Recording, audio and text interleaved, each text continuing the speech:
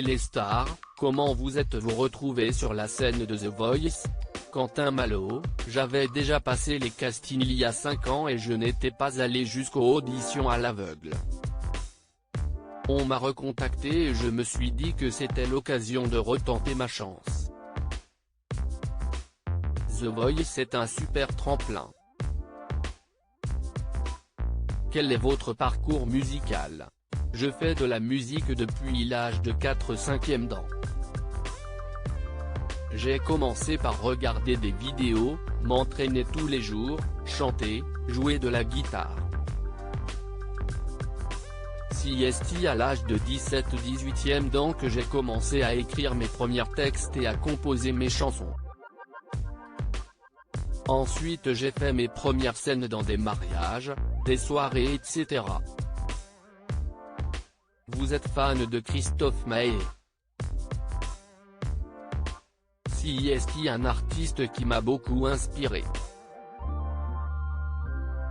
Je me retrouvais dans son univers musical mais aussi humainement. Quand j'ai écouté son morceau pour la première fois à la radio j'ai accroché, j'ai enchaîné avec l'album et voilà. J'étais à fond, même un peu trop à un moment donné, rire.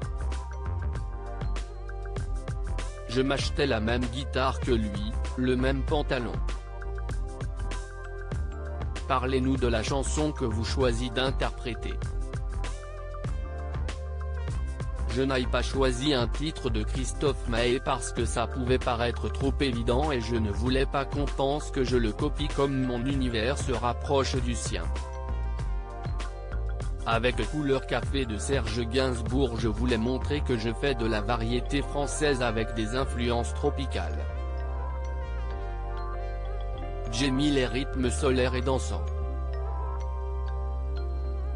On a besoin en ce moment de chansons qui font du bien. Marc Lavoine a été le premier à se retourner. Cela vous a-t-il surpris ? Carrément. Je n'avais presque pas commencé à chanter.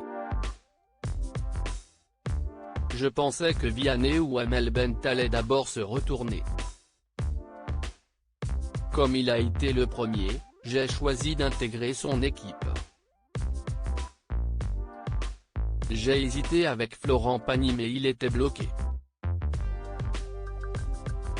Quand je suis retourné en coulisses j'ai craqué parce que la pression est retombée et le fait de voir ma femme m'a rassuré. Craignez-vous la compétition ? C'est vrai qu'il y a du niveau mais on est tous différents et je pense qu'il y a de la place pour tout le monde dans cette émission.